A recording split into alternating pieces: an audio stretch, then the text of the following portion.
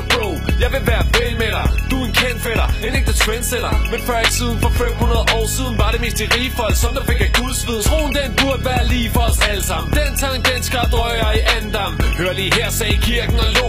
Martin, min ven, det koster dollars og tro. Okay, så man kommer tættere på Gud, hvis man betaler penge til kirken? Vel? For hvem er det egentlig, der bestemmer her? Behøves man tage på en pilgrimsfærd?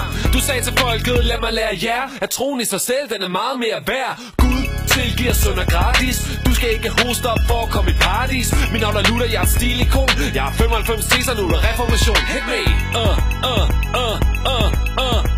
Så er der Luther dans.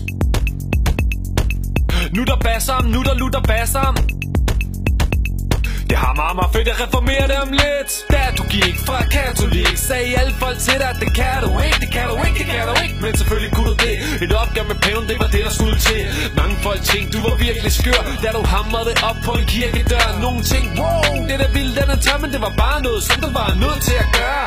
Hop, hop, hop, hop, hop. Ej, der vi den bærer.